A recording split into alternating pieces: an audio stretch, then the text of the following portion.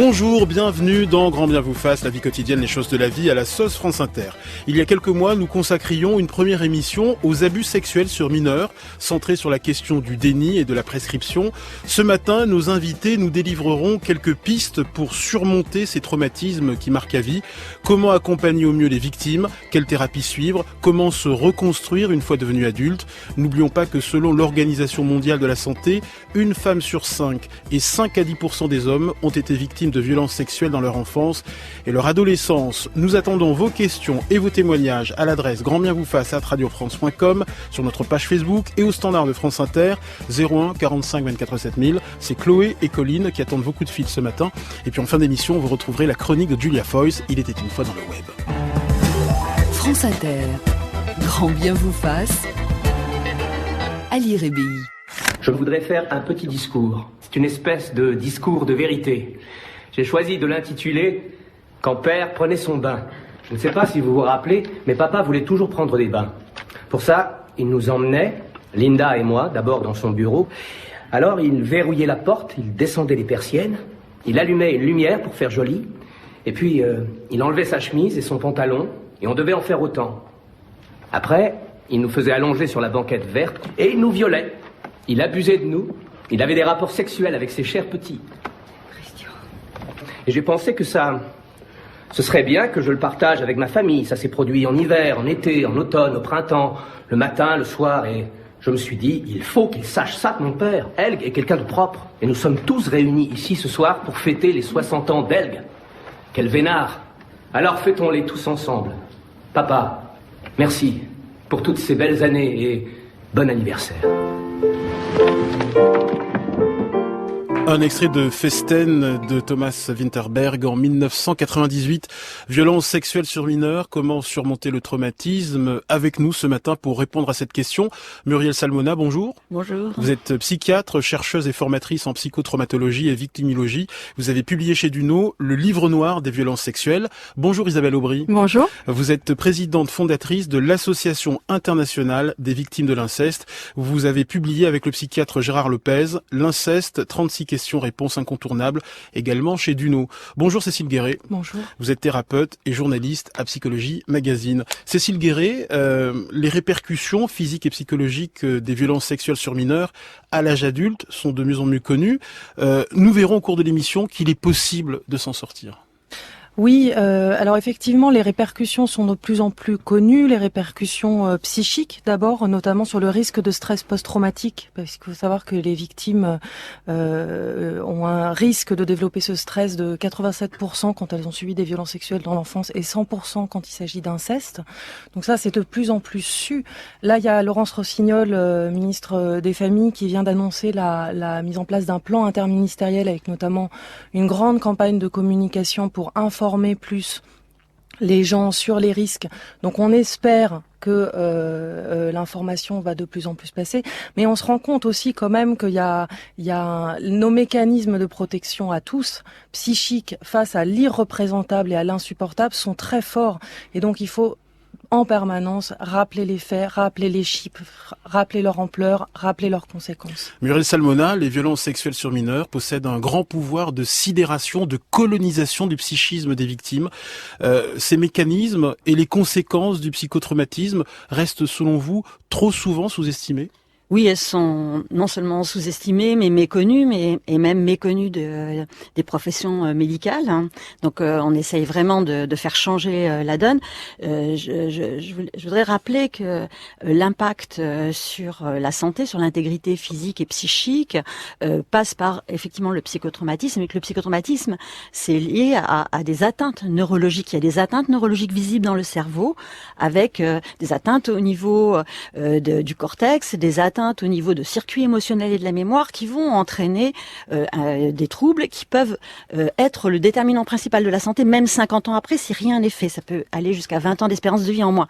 Alors, les mécanismes, c'est des mécanismes effectivement de sidération du psychisme et de mécanismes de sauvegarde exceptionnels qui vont entraîner, dans un deuxième temps, la sidération, ça paralyse, et dans un deuxième temps, le cortex ne peut pas moduler le stress extrême, et ça va entraîner une une stratégie de survie qui en fait fait disjoncter le cerveau avec une dissociation, une anesthésie émotionnelle qui va déconnecter, et la mise en place d'une mémoire traumatique qui, elle, va pouvoir coloniser la personne pendant 10 ans, 20 ans, 30 ans, toujours si rien n'est fait. Et c'est ce qu'on appelle les réminiscences, les flashbacks, mais aussi revivre ce qu'a dit l'agresseur, ce qu'il a fait, et ça va effectivement transformer en fait la vie de la personne en possiblement une torture, comme si tout pouvait exploser à n'importe quel moment. Ce que vous décrivez, Muriel Salmona, c'est ce qu'on appelle un psychotraumatisme.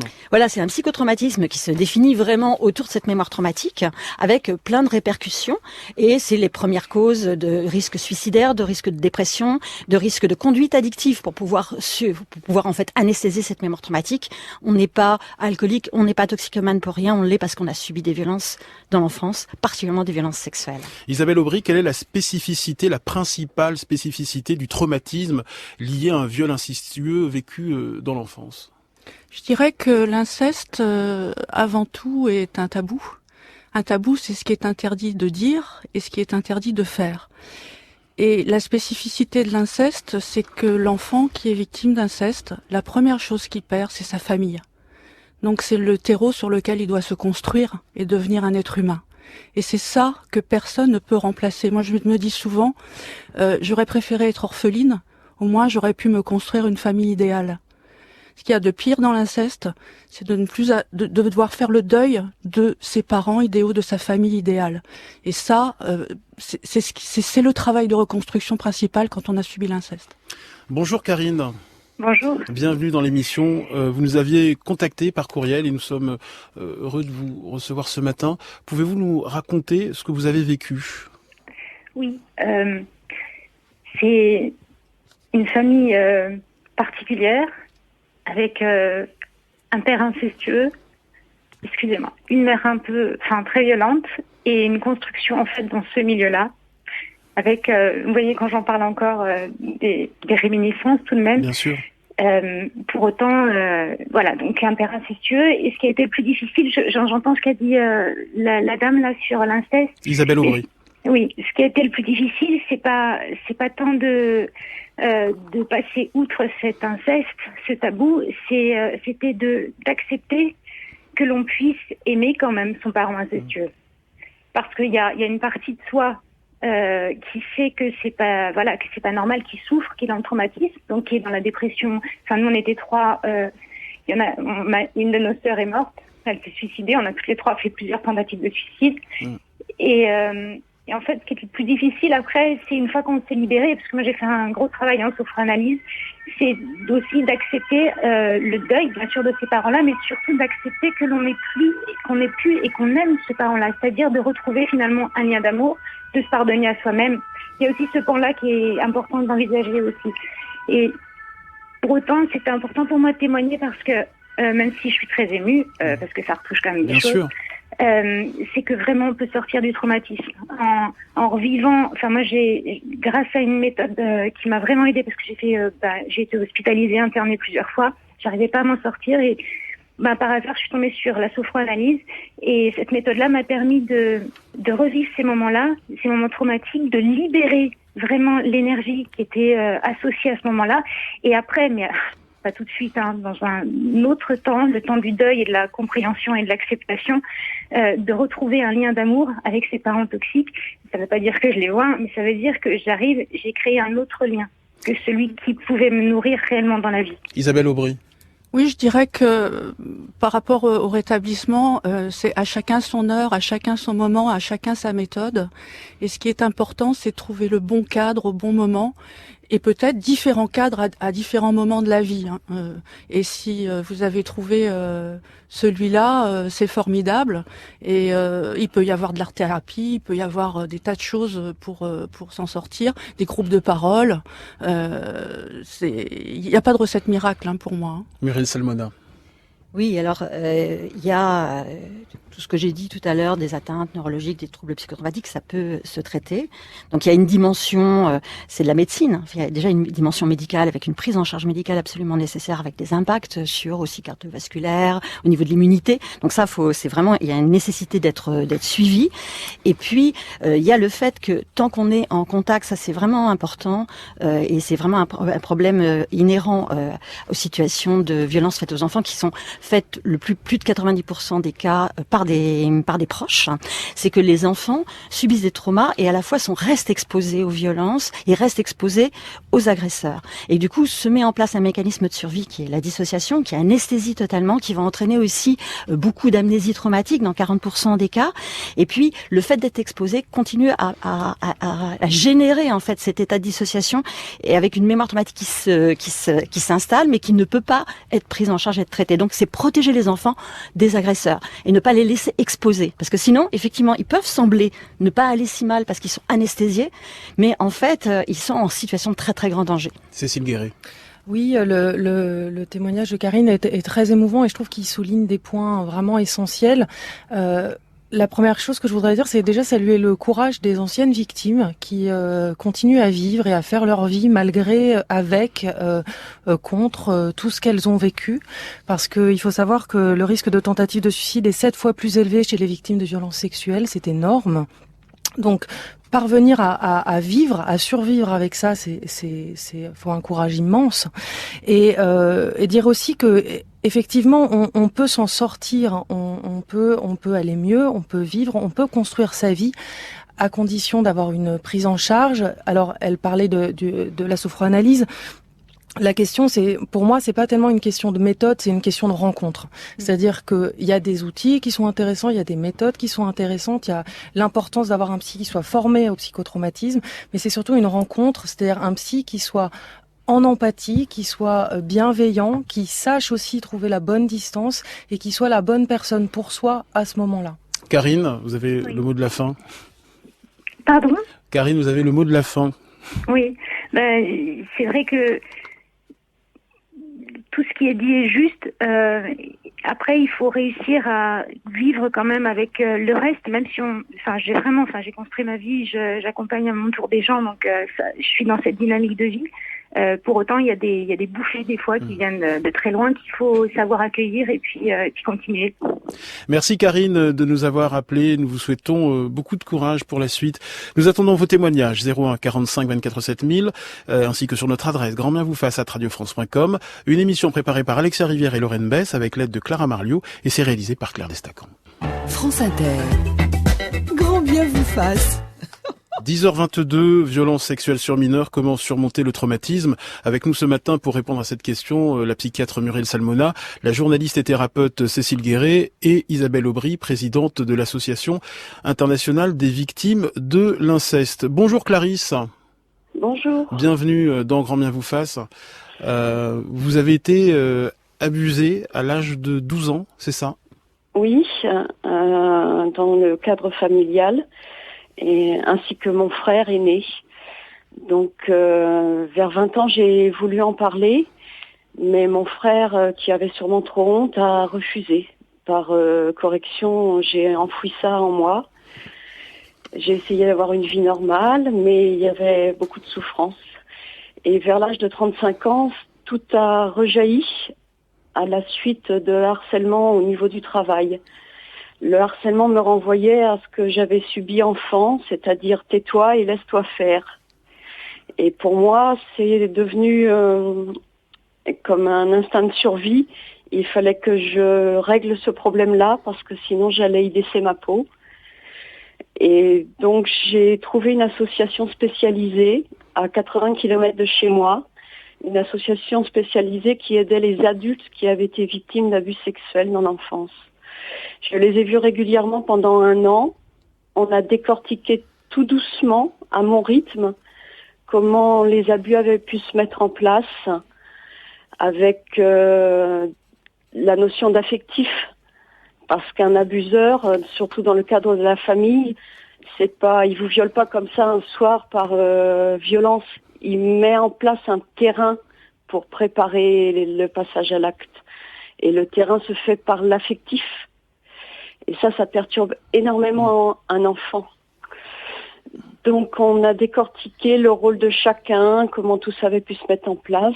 J'ai pu en reparler à mes parents, voir leur réaction de déni, d'envoi des responsabilités sur moi. C'était moi qui étais demandeuse de sexe de la part de mon père. Ma mère a dit que c'était rien ce qui s'était passé, elle avait vécu pire. Ce qui arrive souvent, ce qu'on retrouve souvent dans les schémas d'inceste familiaux. Il y a souvent une répétition de génération en génération. Donc j'ai pu, moi, me détacher de ça, de ma responsabilité, de ma colère. Et depuis, je vis nettement mieux. Qu'est-ce qui vous a aidé à vous reconstruire, Clarisse ? De comprendre comment ces choses avaient pu arriver et que je n'aurais de toute façon, avec mes moyens d'enfant de 12 ans, je n'aurais pas pu faire qu'elle n'arrive pas. Je n'étais pas responsable. C'était eux, les adultes, c'était eux les manipulateurs, c'était eux qui connaissaient les lois.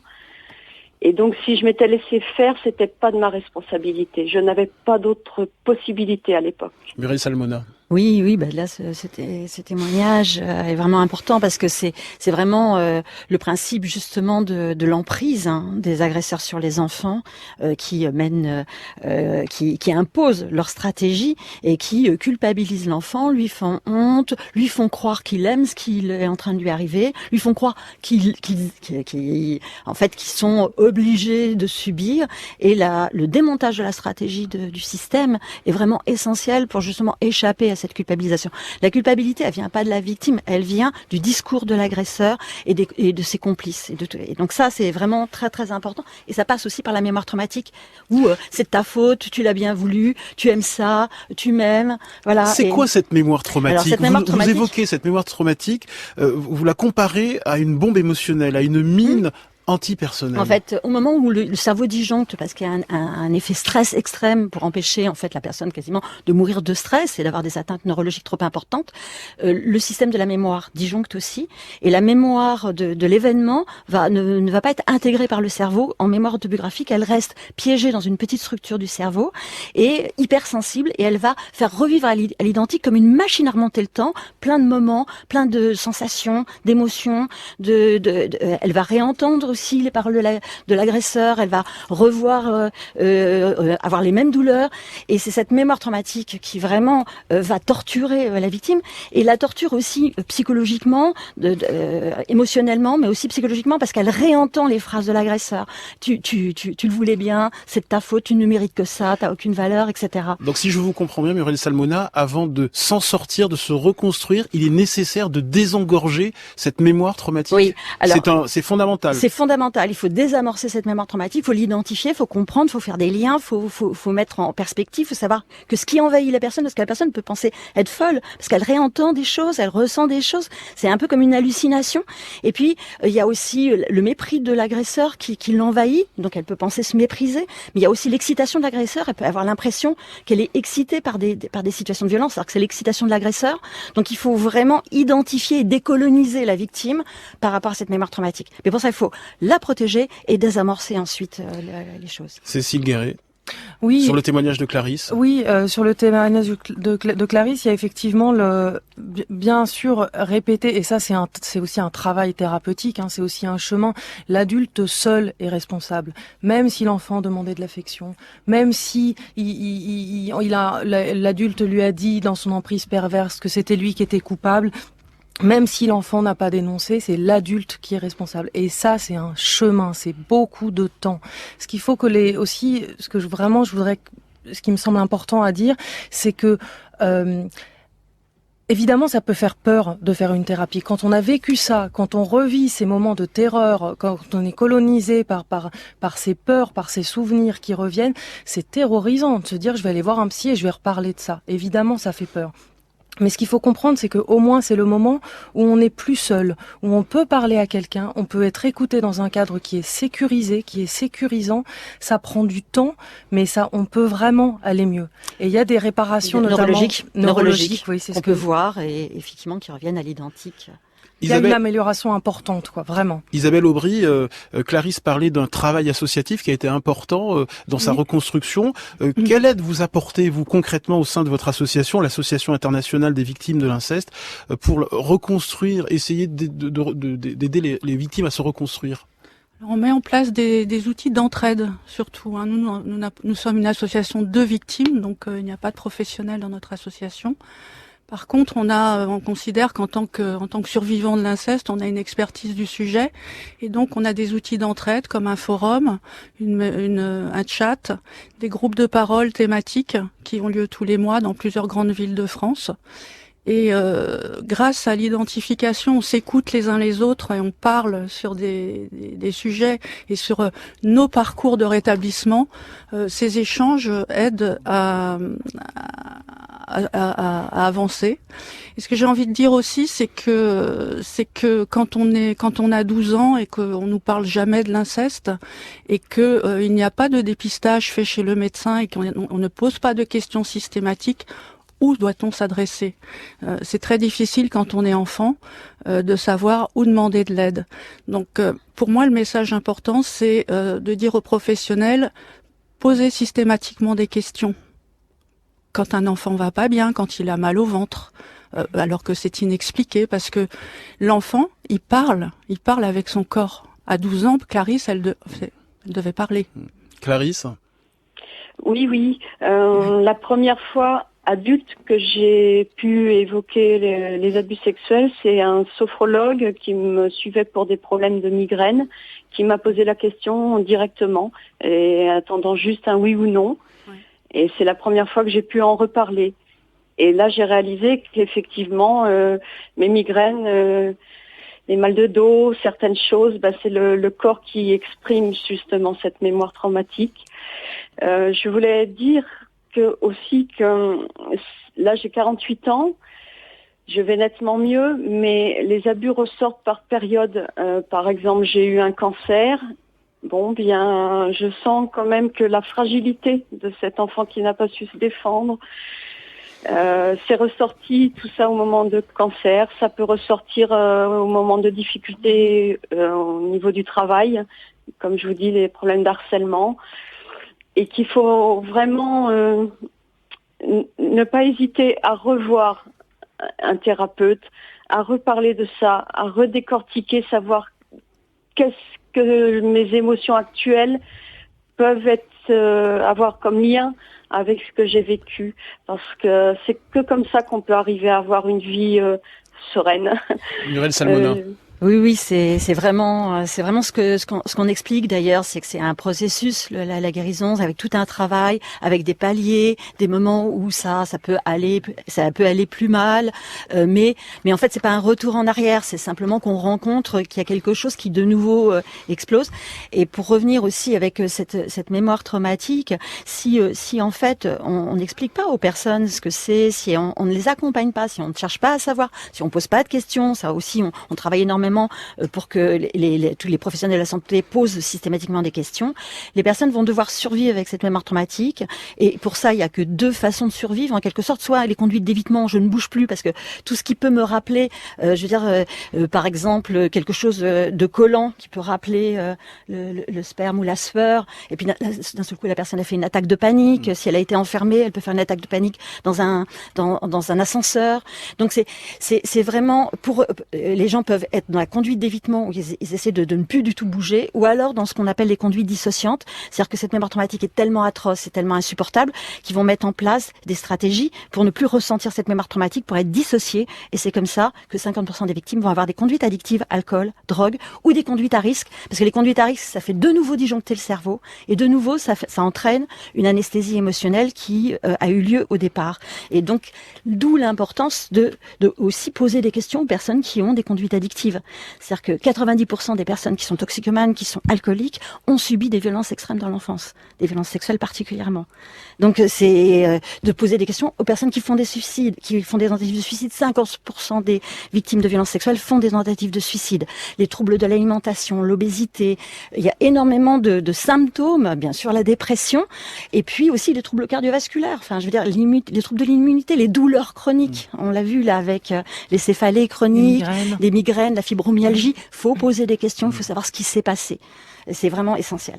Merci beaucoup Clarisse de nous avoir appelés. Vous pouvez continuer à témoigner au 01 45 24 7000. Grand bien vous fasse sur France Inter. Violence sexuelle sur mineurs, comment surmonter le traumatisme? Avec nous ce matin pour répondre à cette question, la psychiatre Muriel Salmona, également présidente de l'association Mémoire traumatique et victimologie, la journaliste à Psychologie Magazine et thérapeute Cécile Guéret, et avec Isabelle Aubry, présidente de l'association internationale des victimes de l'inceste. On est tous quelque part responsables quand il y a une violence qui est faite à un enfant. Parce que plus tôt on aide, plus tôt on assiste, plus on donne de chance à cet enfant de pouvoir se construire, quoi. Et ça, c'est essentiel. Mais ça tient à peu de choses. Ça tient à juste prendre la main d'un enfant et juste dire, voilà, je m'inquiète, il y a quelque chose qui est pas normal, j'ai un doute. Enfant en danger, dans le doute, agissez. Extrait de la toute dernière campagne contre les violences faites aux enfants du ministère des Familles, de l'Enfance et des Droits des Femmes, avec la voix de l'animatrice Flavie Flamand. Question très simple, Muriel Salmona, d'un médecin généraliste. Je souhaiterais savoir s'il existe des moyens de détecter les sévices, les violences sexuelles chez un enfant. Alors oui, alors il y a déjà un moyen très simple, c'est de poser systématiquement la question. Ça a été étudié, donc de poser régulièrement la question pour savoir, puisque les enfants sont très touchés par la violence sexuelle. Là, c'est une fille sur 5, un garçon sur 13. Et puis il y a aussi de s'alerter sur des signes de souffrance, de malaise, troubles de l'alimentation, troubles du sommeil, des conduites à risque, justement, on en a parlé, mais aussi un enfant qui se déprime, qui est très anxieux, qui a des phobies, qui a des troubles obsessionnels. C'est aussi un enfant qui a des conduites sexuelles inappropriées. Parce que je veux dire, la mémoire traumatique, quand elle l'envahit, il rejoue la scène. Il peut la rejouer aussi sur d'autres enfants, avec d'autres enfants, ou sur des poupées. Donc tout ça, faut être vraiment très attentif. Et nous, on a mis, par exemple, sur le site, en place des fiches pour justement savoir comment poser la question, comment accompagner un enfant, comment rechercher s'il a subi quelque chose. Mais c'est essentiel déjà d'avoir en tête que c'est fréquent, et que c'est un vrai problème de santé publique, et que les médecins sont en première ligne pour signaler théoriquement. Or, ils sont responsables seulement que de 5% des signalements. Ça devrait être beaucoup plus. Donc, il faut qu'ils puissent signaler au 119. Donc, et en cas de doute, justement, c'est par rapport à la campagne, il faut vraiment facilement appeler le 119 pour essayer d'échanger, le pour 119, savoir. c'est Le 119, c'est le numéro national de l'enfance maltraitée, l'enfance en danger. Et du coup, on peut avoir accès comme ça à des personnes. Et si on a une situation où un enfant parle, là, il faut passer par le procureur de la République. Et votre site, c'est mémoiretraumatique.org. Cécile Guéret. Oui, ce qui est très important aussi à savoir, c'est que signaler, c'est pas dénoncer. Signaler, c'est dire, il y a quelque chose peut-être qui peut être préoccupant. Après, c'est la police, la justice, les médecins qui font leur travail. Signaler, c'est juste dire, il y a peut-être quelque chose. Donc, faut pas hésiter à signaler. On est tous responsables, effectivement, des violences qui peuvent se passer autour de nous et qu'on n'ose pas signaler parce que on a peur de faire une bêtise, on a peur de mettre la famille en danger. Mais avant tout, faut protéger les enfants. Et pour protéger les enfants, faut signaler. Isabelle Aubry. J'ai envie d'ajouter qu'un enfant qui subit des violences sexuelles, quand il parle, il attend qu'une chose, c'est que ça s'arrête. Voilà. Ça, il faut en avoir conscience. Donc, quand il parle, il met sa vie en jeu. Parce que si ça s'arrête pas, il se retrouve face à l'agresseur. Et donc, il faut savoir que pour parler, il a son langage à lui, ses mots à lui, MAUX.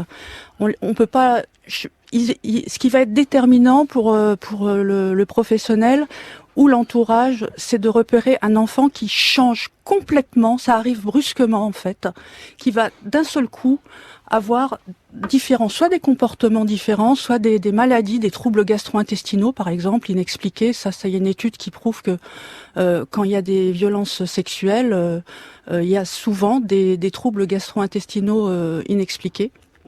Et donc, faut repérer ce changement brutal. Voilà. Et bien sûr, questionner. Et il faut pas avoir peur de questionner. Et je voudrais, pour le médecin, lui dire que la Haute Autorité de Santé a fait un travail pour indiquer aux médecins comment questionner et comment examiner aussi les enfants qui parlent. Parce qu'il faut pas s'y prendre n'importe comment. Muriel Salmona, j'aimerais qu'on évoque la prise en charge thérapeutique des violences sexuelles sur mineurs. Alors d'un point de vue pratique, c'est une prise en charge totale par la sécurité sociale, c'est ça ? Oui, alors il y a un article de loi du Code de la sécurité sociale qui effectivement permet une prise en charge à 100%. Donc ça va être beaucoup plus diffusé grâce au premier plan parce que ça existe depuis longtemps mais c'était méconnu.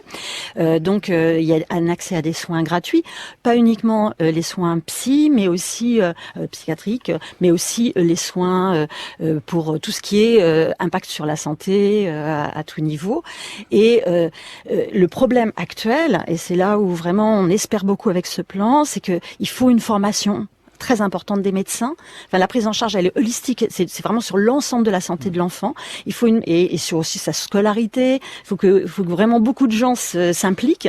Et il faut des centres aussi de soins identifiables et des professionnels formés. Les médecins actuellement ne sont pas formés pendant leurs études médicales à prendre en charge la psychotraumatologie. Donc il faut que ça change. Et on espère que ça va bouger là. Cécile Guéret, quels sont les fondements de la prise en charge thérapeutique spécialisée ? Alors les fondements déjà, c'est un peu pour reprendre ce que je disais tout à l'heure, c'est d'abord une rencontre avec un thérapeute qui a été formé au psychotraumatisme, donc qui connaît tout le principe du trauma, c'est-à-dire la dissociation, la sidération. Parce que par exemple, il y a quelque chose de très fort face à une personne qui a été victime de violences sexuelles, c'est que elle-même elle est anesthésiée. C'est-à-dire que quand elle va raconter son histoire, elle va la raconter comme si c'est arrivé à quelqu'un d'autre ou comme si c'était dans un film. C'est-à-dire qu'il n'y aura pas d'émotions liées. Mais ça, c'est lié au processus de sidération et de dissociation. Donc il faut que le psy en face, il comprenne bien que si son processus empathique à lui est en panne, c'est-à-dire que s'il ne ressent rien ou s'il ressent en tout cas du flou, quelque chose qu'il n'arrive pas à saisir, c'est une preuve du psychotraumatisme. Ça, c'est des choses, c'est très concret en fait, mais juste faut que les psys soient formés et le sachent. Muriel Salmona, plus la prise en charge spécialisée et précoce, plus elle est évidemment efficace. Ah oui, plus elle est efficace. Du coup, on peut vraiment traiter cette mémoire traumatique et du coup les atteintes neurologiques qui peuvent sinon être importantes et qui sont bien maintenant déterminées. Et puis, ça évite aussi à l'enfant de rester exposé aux violences, de subir violences jour après jour. Et il faut savoir aussi que si un enfant n'est pas pris en charge, il a un risque très important de subir des violences tout au long de sa vie. C'est-à-dire que cette dissociation, cette anesthésie émotionnelle l'empêche de pouvoir réagir à des situations de violence. Il va être ciblé par des prédateurs et on retrouve comme ça quelqu'un qui va en fait être tout le temps en danger.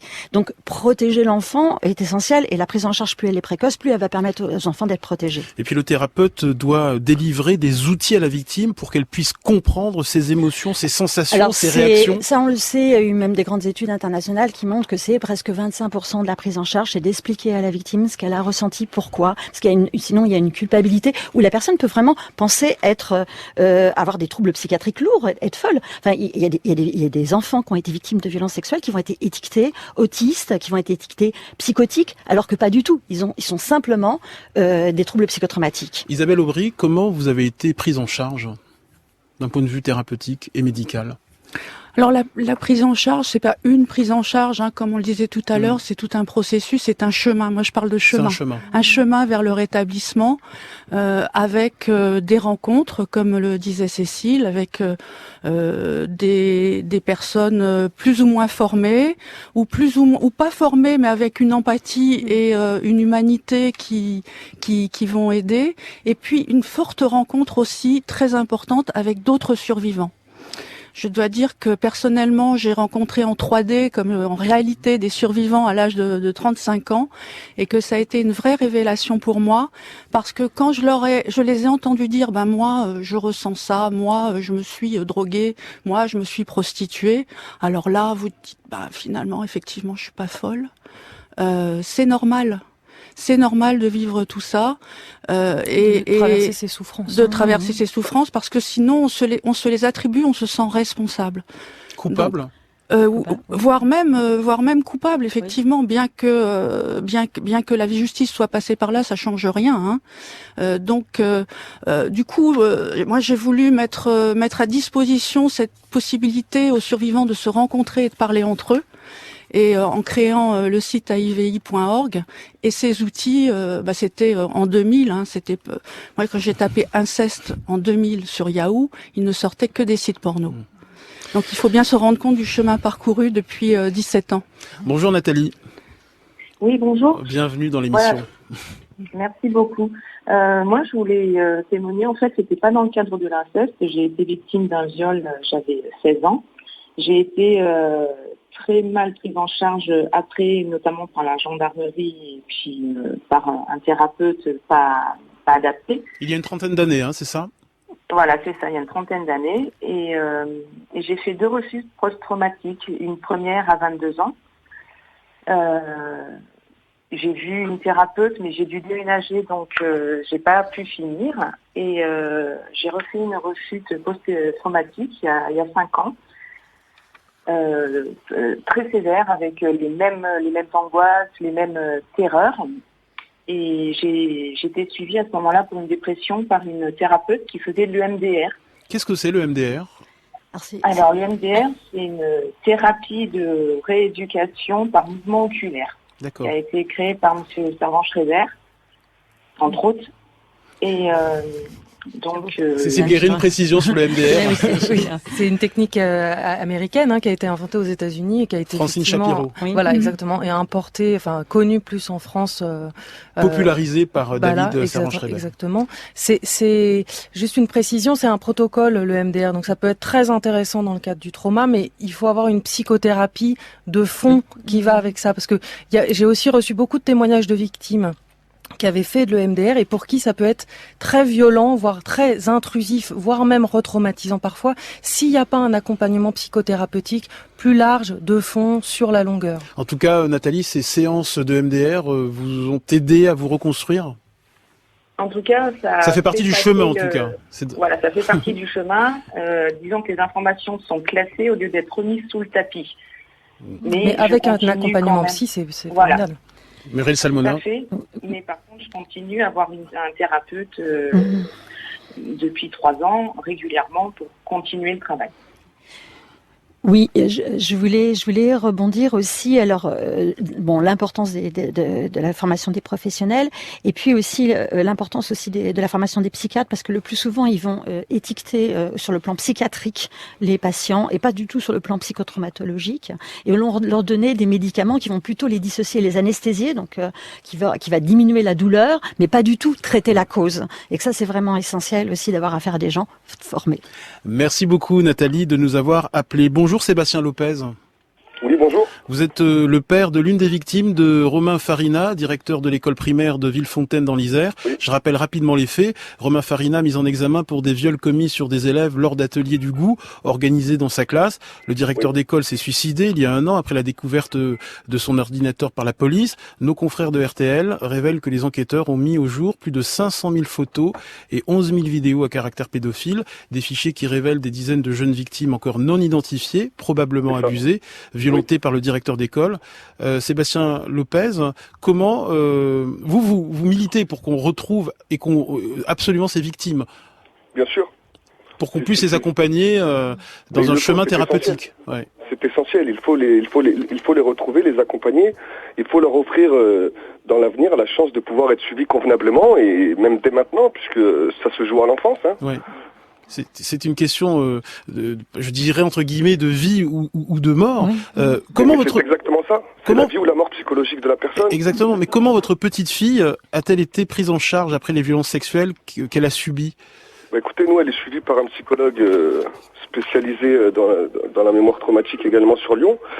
Et on a mis en place avec mon association des groupes d'art-thérapie. Et je pense que c'est une thérapie alternative qui me paraît assez intéressante du fait que les enfants ne sont pas obligés de mettre des mots sur leurs mots, mais peuvent mettre de la peinture, des images, des dessins, autrement, s'exprimer autrement que par des mots. Oui, avec les enfants, on utilise beaucoup des médiations, effectivement, par le jeu, par l'art, par l'expression, mais c'est absolument essentiel de retrouver tous ces enfants, c'est essentiel. Et quel est le rôle très vite des proches, de la famille pour accompagner ces victimes ? Alors déjà de prendre en compte la gravité de ce qui s'est passé, de s'informer, d'accompagner au mieux, d'être souvent. Enfin, nous c'est très important aussi de suivre les familles, tous les proches protecteurs. On les prend en charge aussi pour qu'ils puissent vraiment mieux comprendre la victime, mieux l'accompagner, mieux aussi s'alerter s'il y a quoi que ce soit. Et puis vraiment, c'est pour ça que tous ces outils-là doivent être absolument diffusés. Ces informations-là, c'est absolument essentiel. Il faut qu'il y ait des centres de soins aussi accessibles, gratuits sur tout le territoire. C'est ce qu'on a demandé et ce qu'on devrait obtenir. Sébastien Lopez, vous avez le mot de la fin. Écoutez, moi je rejoins les personnes qui sont avec vous aujourd'hui, vous invitez. Il faut que des centres de résilience soient mis en place à titre gratuit pour les victimes et quelle qu'en soit la durée, quel qu'en soit tout au long. Et il ne faut pas oublier également la prise en charge des familles, de l'entourage qui malgré que ce soit leur enfant qui ait été touché, sont aussi des victimes collatérales et qui souffrent de stress post-traumatique majeur comme moi aujourd'hui. Et il faut accompagner toutes ces personnes-là, il faut leur offrir la chance et cette chance-là ne se moyenne pas avec des finances. Merci beaucoup Sébastien Lopez d'être intervenu dans l'émission. Merci beaucoup Muriel Salmona d'être venu. Le livre noir des violences sexuelles est disponible chez Duno. Je rappelle le site mémoiretraumatique.org. Merci Isabelle Aubry, co-auteur de l'inceste, 36 questions-réponses incontournables. Votre association, c'est l'Association internationale des victimes de l'inceste. Merci Cécile Guéret, journaliste à Psychologie Magazine. Merci et je vous invite à aller voir le site inceste, viol, protégeons les enfants.psychologie.com sur lequel il y a plein de ressources. Merci à tous et il est temps tout de suite de retrouver la chronique de Julia Foyce. Il était une fois dans le web. Les engrenages continuent de tourner. Il était une fois. Ça ne s'arrête jamais. Dans le web. Bonjour Julia Foyce. Bonjour Ali, bonjour tout le monde. Bien souvent, le viol est commis par des très proches, des proches que l'on peut nommer amis, entre guillemets, sur les réseaux sociaux. C'est l'histoire que vous nous racontez ce matin et nous amène à Melbourne, en Australie. C'est l'histoire d'une mère qui écrit l'histoire de Cassidy, sa fille. Elle écrit sur Facebook, elle écrit des photos, elle poste aussi. On y voit Cassidy, adolescente, qui sourit. Elle est jolie, Cassidy, longs cheveux bruns, soyeux, surtout de très très grands yeux bleus, des joues roses, une peau de lait et puis 3 lettres R.I.P. Rest in peace, Cassidy, repose en paix, ma chérie. Car la mère qui écrit est orpheline de fille. Oh oui, je sais, la formule est bancale.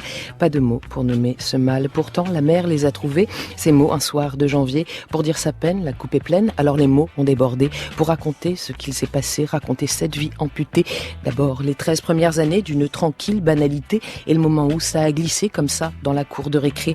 La mère écrit qu'elle la voyait rentrer chaque soir à la maison, avec chaque soir le dos plus rond. Cassidy a l'échine courbée.